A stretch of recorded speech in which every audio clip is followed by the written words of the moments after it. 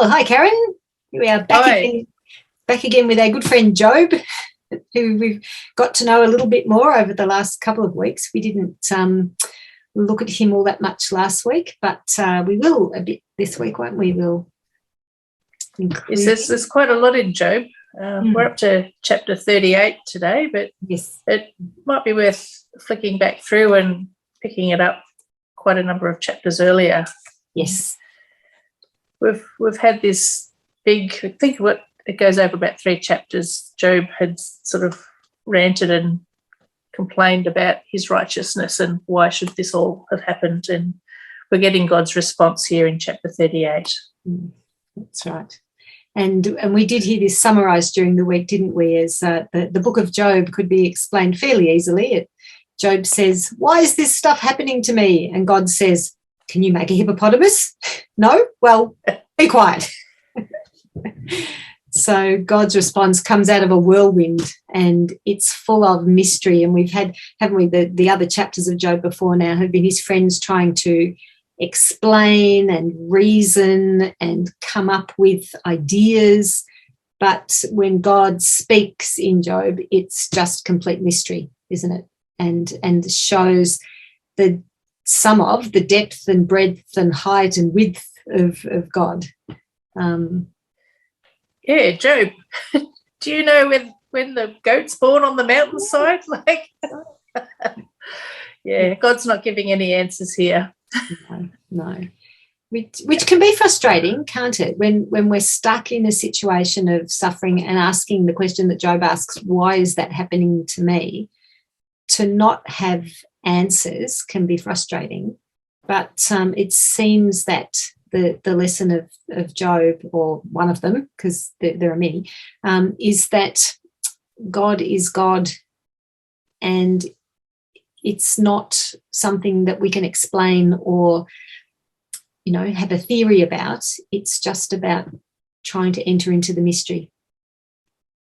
Yes, and if we get caught up in rationalizations and explanations, we sort of miss the point of living into, God's awe and mystery and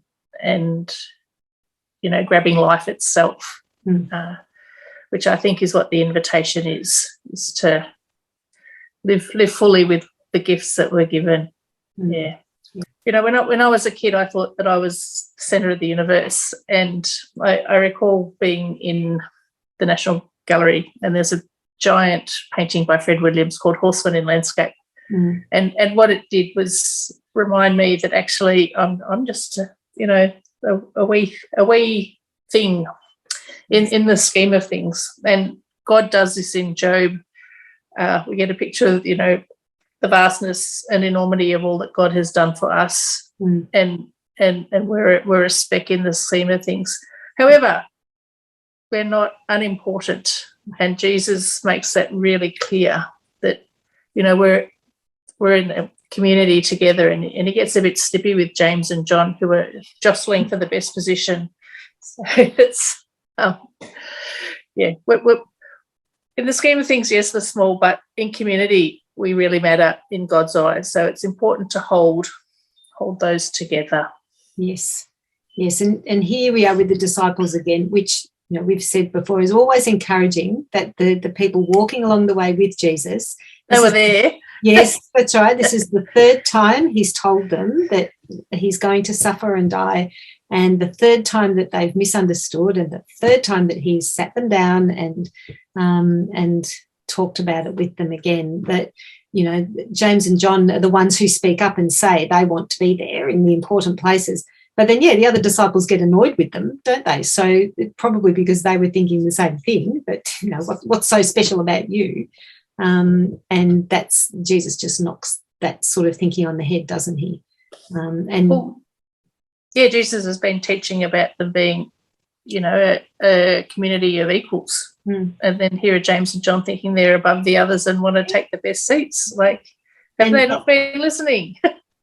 And even he's just been saying about children, unless you become like a child, that you won't enter the kingdom. And that idea that you have to be humble, not looking for power, not looking for riches like the rich man last week, that it's about humility, and they still need to have it explained to them. But yes, you were saying about Jesus is saying it's important for us in community, we're important. And that's kind of the flip side. People sometimes think humility is about being always at the back of the line and always saying, oh, no, you go first, and, oh, I couldn't possibly do that. But it's also about understanding what our real giftedness is, isn't it? And what our true nature is, and what it is that we're being called to. And that if we have a gift for something, it's for the benefit of the community and the wider world, that we use it and recognise it.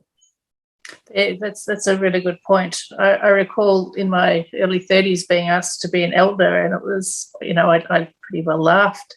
And the gentleman said, well, can you pray on it for a bit? And it came to me, actually, who am I to say no? This is a way of serving God in the church that is actually going to be really important. And I would never ever put my hand up for a nomination. But there was the invitation, and it was upon me to say yes. And yes, I've been in church leadership ever since. I was going to say, you are heading towards ordination. So that's right. That's right. Yes. And that's another important thing, isn't it? The people around us who might recognise gifts that we have that we might not recognise ourselves.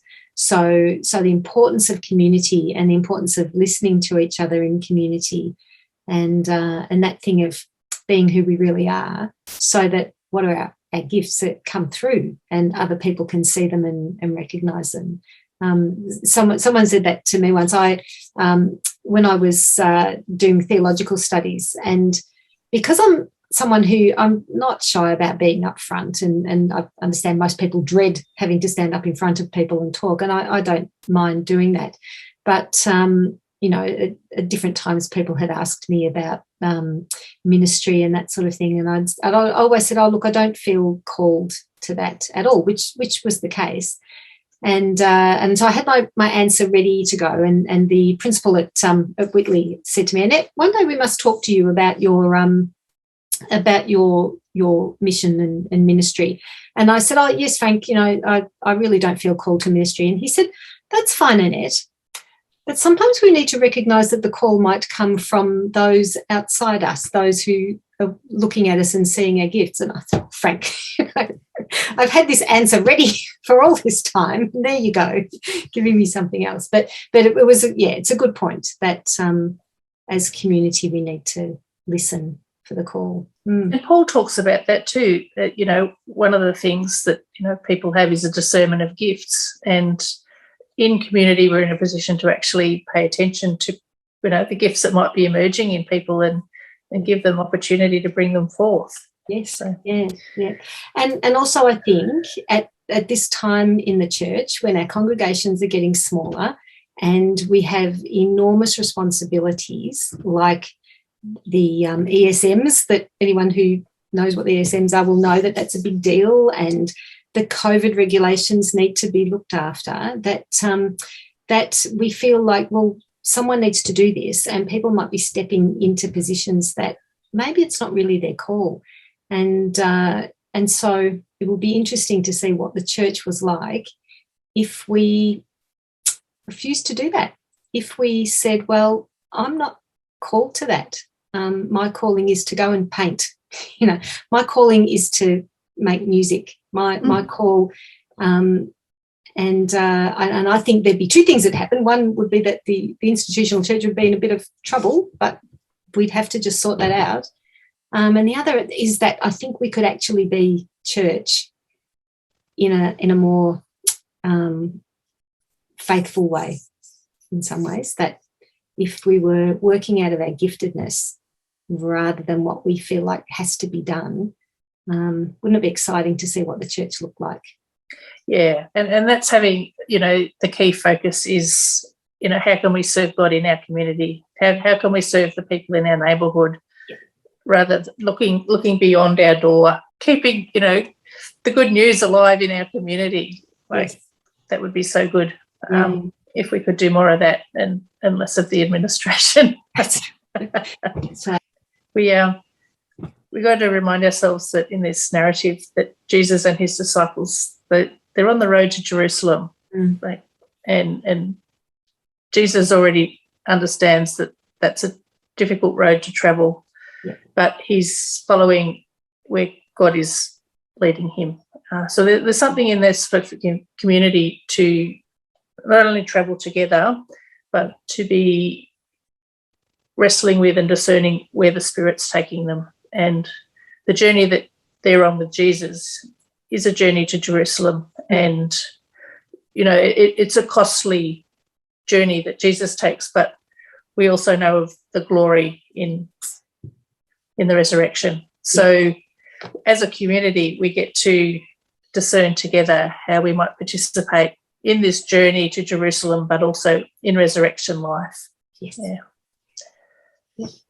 Which is a really hopeful place to finish, isn't it? To think about. I think so. I think about the journey that we're on together and what it might be leading to, which might be difficult, but ultimately we know the story goes on to new life and transformation.